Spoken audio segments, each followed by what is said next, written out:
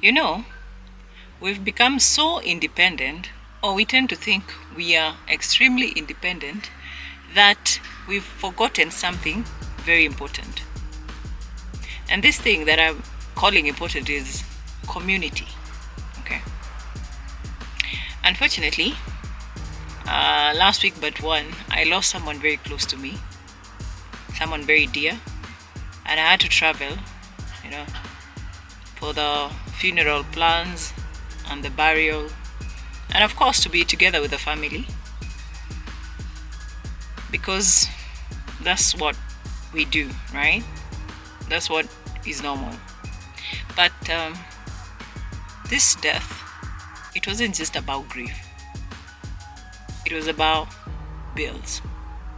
Because as much as grief visited, bills showed up.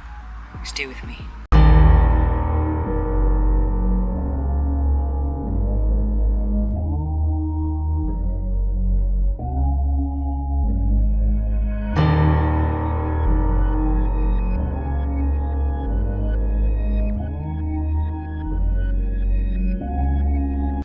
Hi, I'm Miss Moitati and welcome back to my channel.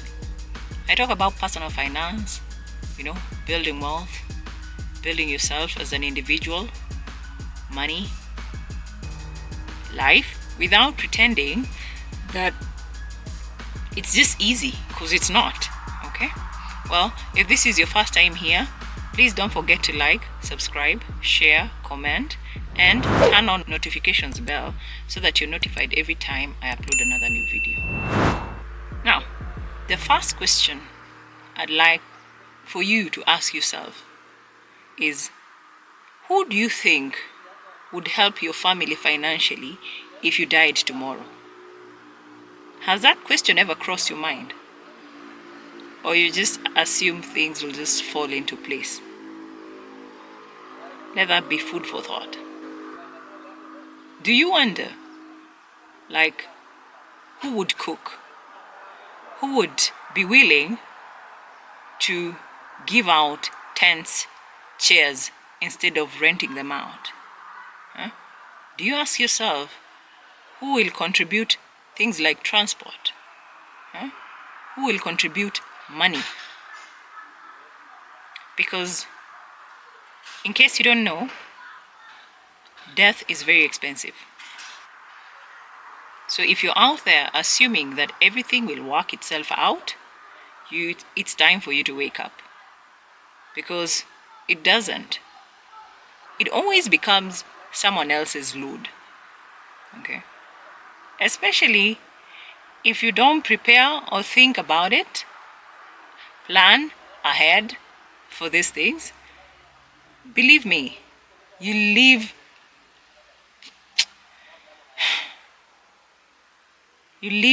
a load of work, especially to the close people that you've left behind. It's really sad that most families realize this after someone dies. This is the moment that you're trying to run helter-skelter. This is the moment that you're getting like a wake-up call, when it's too late. When someone dies, as a matter of fact, it's too late for you to prepare, because preparation starts years before. And it's just sad, and I think we're just ignorant, because death is inevitable for everyone. But some way, somehow, we just always think it can't happen to me, and we always think ourselves or our loved ones like we have more time. And I say this is hilarious because we can't control time. And it's more hilarious because we don't even know how much time it is that we have. So it doesn't make any sense not to think about it and not to have some sort of plan about these things. Okay, to be precise, about death. Now, I decided to make this video because one, I wanted to talk about community, the importance of building a community. And this is because with my uncle's death, we came to realize community equals a financial structure, whether you choose to see it or not. I talk to you people about building wealth, personal finance, things to do with money, and that's why I decided to make this video. Because I want you to stay woke. I do agree nowadays people are, there's those packages, insurance packages, funeral, whatever, from the insurance.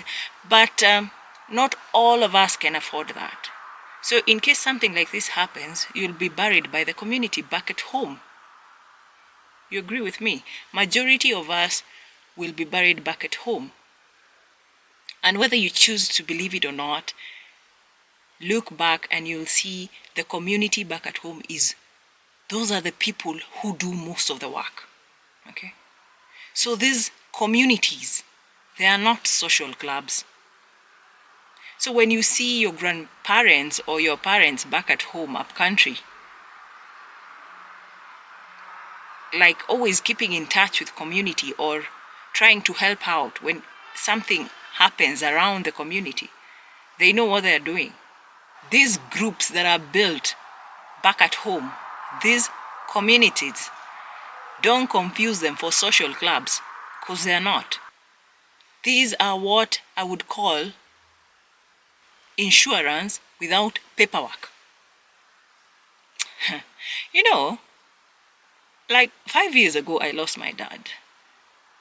And the insurance company almost refused to pay for his hospital bills because apparently, as we all know, they always try to look for a reason not to pay you. Okay? So I don't know who misquoted somewhere that there was alcohol in his system, and a moment where we were supposed to be grieving, mourning our loved one, we were worried about bills.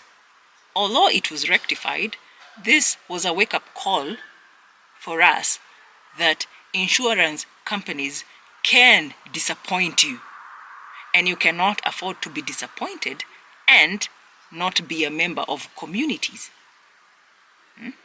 So these communities, they come through for you more than even how an insurance company would. And the good thing is, they don't come at you with paperwork. At sijui sign here, sijui do what. No. When they come through for you, they come through for you. Look around. These communities, they are emergency support systems. And I am one of the culprits because sometimes my brother back at home would call me and tell me to send roughly 200, 300 shillings for community because a neighbor or someone around the village died. And sometimes I would feel like I would have a heavy heart for what, God knows, for whatever reason.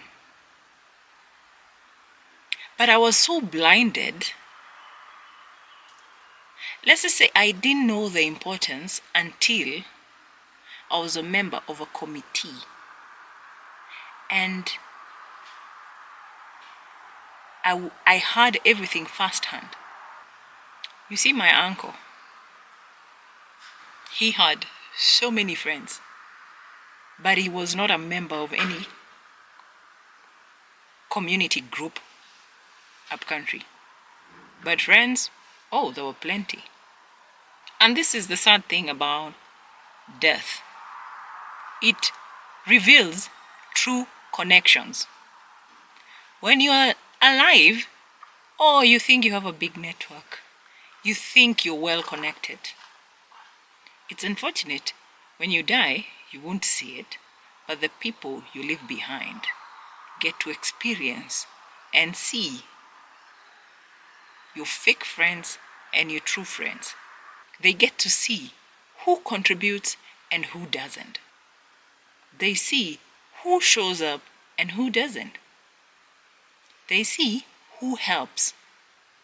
Death exposes things that we don't want to see. Death exposes if a relationship was active or passive. Let me tell you the cost of doing everything alone, because when we come to the city, all of a sudden, as I said, we act like we are too independent. I can do everything on my own. I'll just tell you, it's a lie. You can't do everything by yourself. My uncle wasn't in any community structures, nothing. But he had many friends, as I said. But when he died, oh my dear, do you know we outsourced everything? Things that the community, half the things the community would have given us for free, we outsourced and we paid for it from our pockets.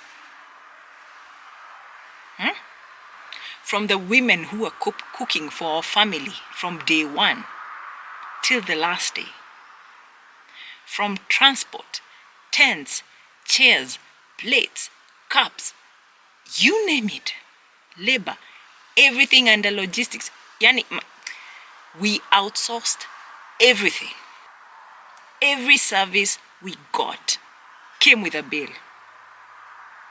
Do you know how that made the funeral expensive? It was a wake-up call for me. I actually told my brother, next time you call me and ask me for money for whatever, I'll send it, because I wouldn't want this kind of burden. I thought if I died, when my time is up, I wouldn't want to leave huge burdens on my loved ones just because I refused to join communities. And that's something that is easily affordable. Because when you look at these communities, most of the times they charge you like 200 Kenyan shillings, 300. It barely goes above 500 Kenyan shillings unless you want to contribute that high.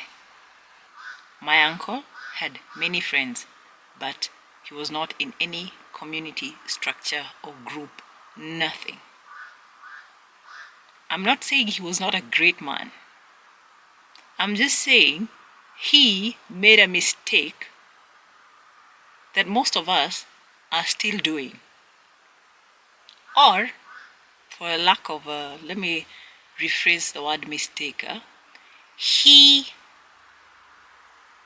didn't factor in some things. He didn't think about some things, of which I know 100%, I'm 100% sure, majority of us are still making the same mistake. We are out here living lives, thinking we have friends who will come through for our loved ones in case we die.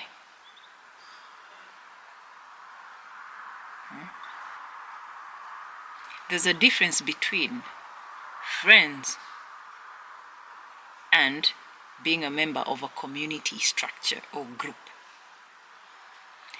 Communities, they don't even have to be friends with you. They don't even have to know you in person.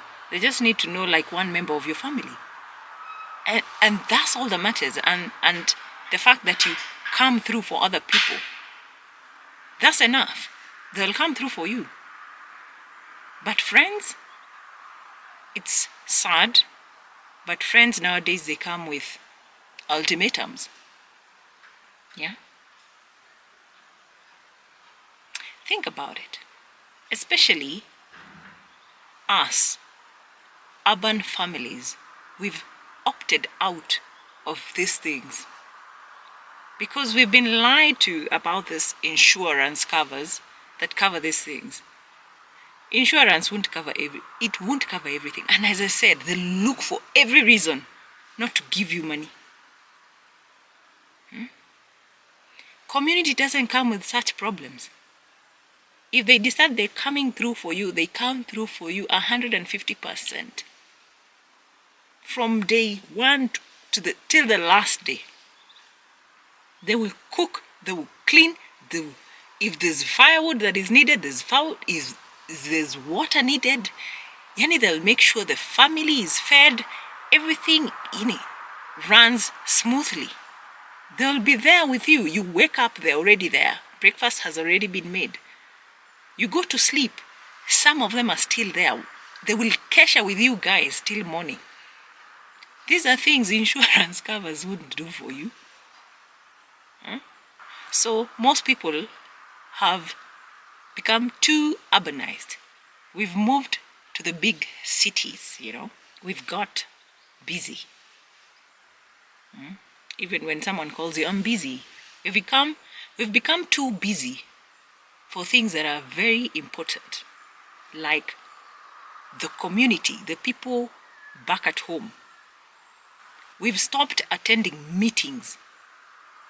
Some of us feel like we've become too fly for such. We've stopped contributing.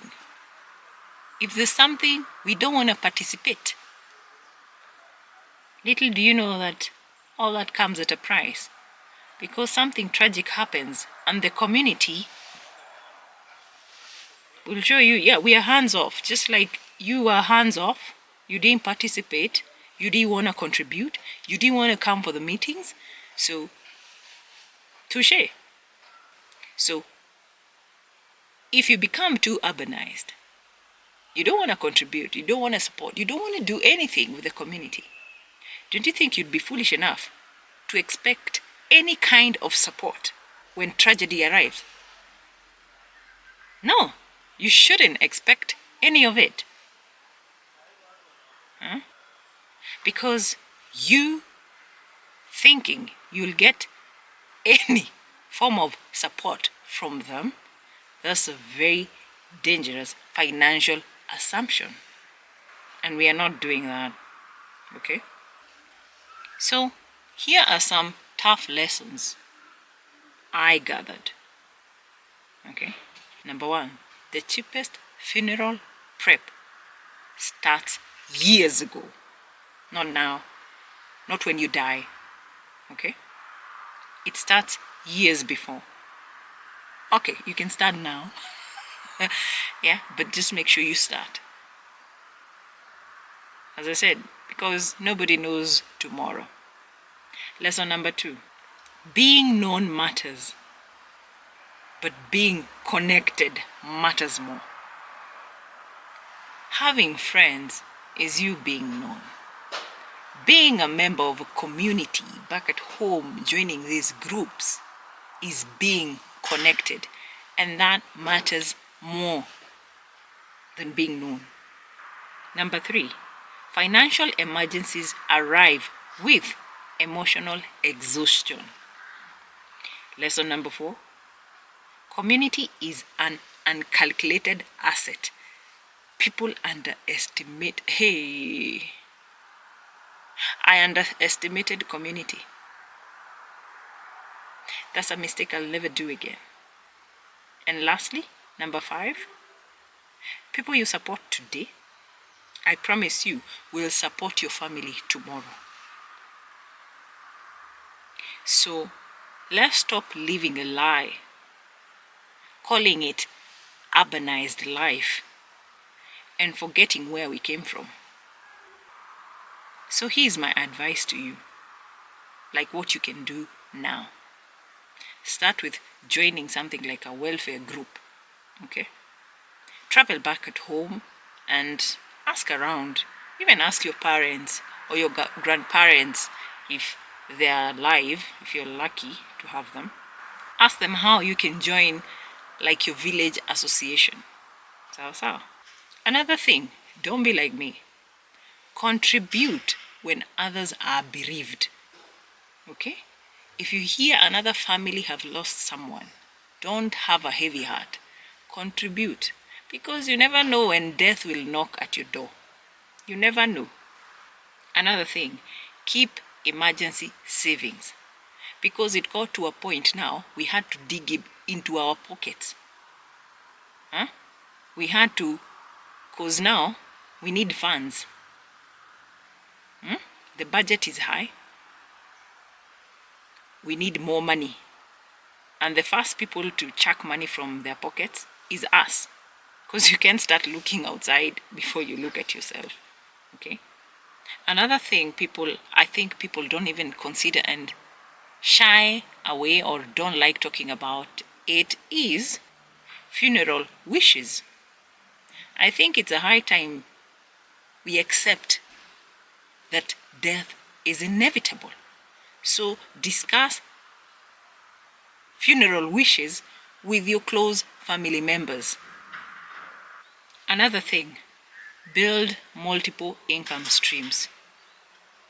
So you can always have money in case one income stream is blocked or is not working.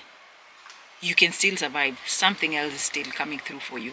Okay? Another income stream still works.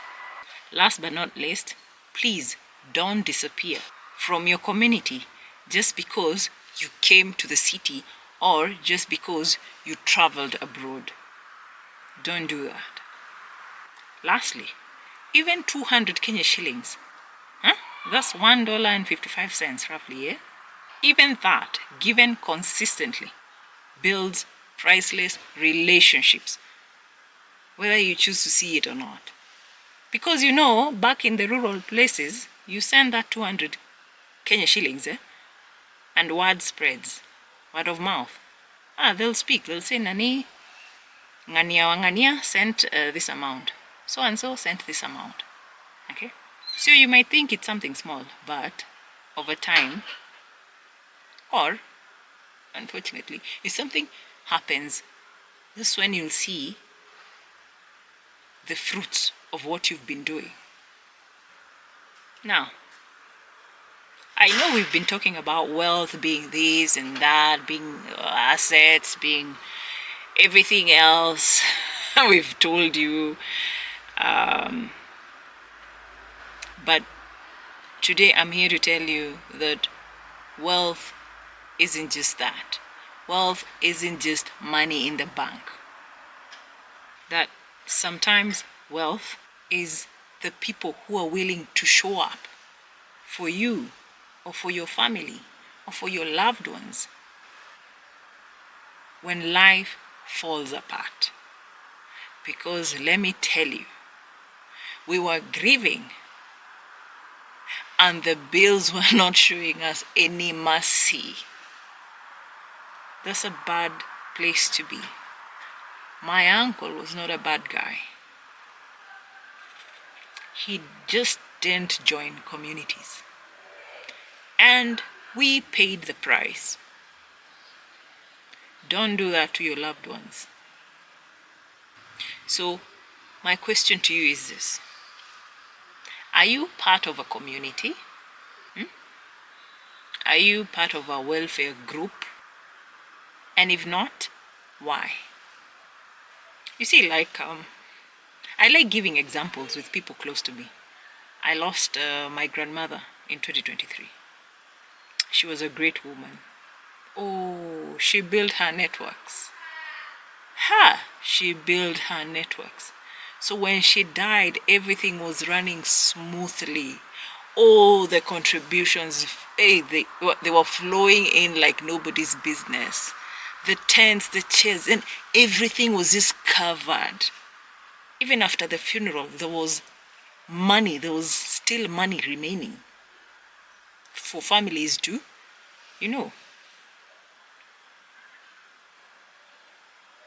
I don't know why we thought that was normal until it happened now to my uncle, the son. That's when it hit me that my father's network is not my network. Okay. That my brother's network is not my network. Things people would do for me will not do or will not go to certain extremes to do for someone else. You have to come through for yourself. Build your own networks. Join communities. Participate on a personal level. Stop assuming that things will just happen as they should. I also learned that just because your parents attend a certain church and they bury your parents, they might refuse to bury you just because you're not a full member. And you know, churches come also with tents, vans, whatever it is that they have. If you're a full member, you have access to these things. My uncle wasn't a full member of any church. Anyway, I was just making this video so it becomes food for thought. You go think about it. Think about it.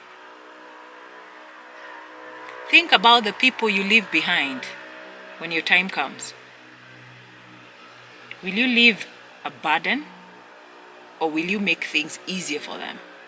Will they be mourning your death or be worried about bills? And this is exactly why I keep saying personal finance isn't only about investing. It's about being prepared. The Money Magnet Blueprint was built for people who want financial systems before emergencies happen, not after. Link in the description. Think about it. We are not promised forever. You can pay for the insurance if you have the money. I'm not fighting it. I'm just saying, factor in some other things, especially if you know if you die right now, you're going to your body will be traveled back home and you're going to be buried back there. Able think about the logistics around funerals or around, what would happen. Think about it. Yeah. If it's too scary to think about your own funeral, then think about the last person you attended, like the closest person who died. Look around. I came to see the importance of community.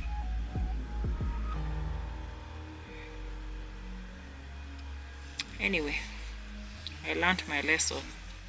I hope you do before it's too late. In case you have something else you'd like to share with us, please write it on the comment section. I'll respond whenever I have a moment. Share with us your opinions, your thoughts. They're always welcome. Just be nice. Okay. Yeah. Other than that, that's it for us today. Yeah. I'm Miss Methathi, and I'll see you in my next video. Cheers.